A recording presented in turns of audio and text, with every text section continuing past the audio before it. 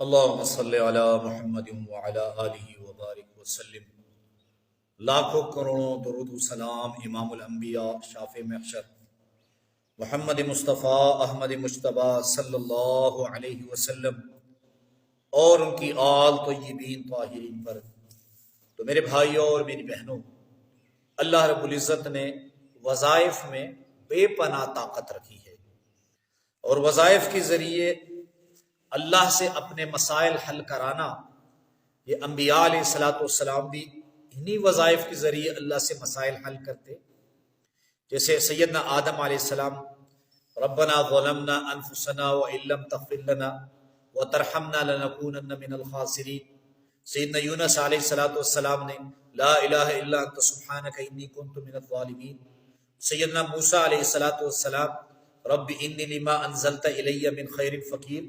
سیدنا عیسیٰ علیہ السلام ربنا انزل علینا مائدۃ من السماء تکون لنا عیدا لاولنا وآخرنا وآیۃ منک وارزقنا وانت خیر الرازقین۔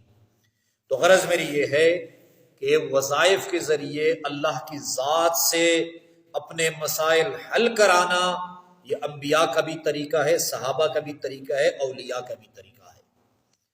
لیکن ایک بات یاد رکھیں، ہمیشہ جب قرآن سے یا قرآنی دعاؤں سے یا قرآنی وظائف سے آپ کوئی مسئلہ حل کرانا چاہتے ہیں تو یاد رکھیں وہ مسئلہ جائز ہونا چاہیے، جائز ہونا چاہیے، شریعت کے خلاف نہیں ہونا چاہیے۔ جیسے اگر آپ محبت کے لیے قرآن کی آیت پڑھ رہے ہیں تو جائز محبت کے لیے اسے پڑھیں۔ اگر کوئی دشمن آپ کو ذلیل کر رہا ہے اور آپ حق پر ہیں تو آپ قرآنی عمل پڑھیں۔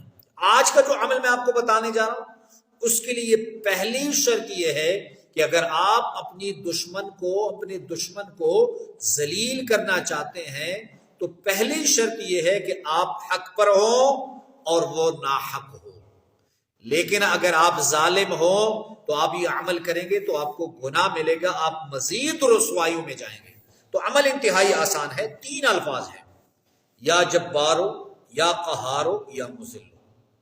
یہ 3 الفاظ آپ نے اسے 313 مرتبہ پڑھنا ہے، اول و آخر درود شریف پڑھ کر۔ اگر کوئی آپ پہ ظلم کر رہا ہے، وہ ظالم ہے، وہ ناحق ہے، اور آپ حق پر ہیں تو آپ نے اسے 313 مرتبہ، یہ 3 الفاظ ہیں، آپ نے اسے پڑھنا ہے، یا جبارو، یا قہارو، یا مذلو۔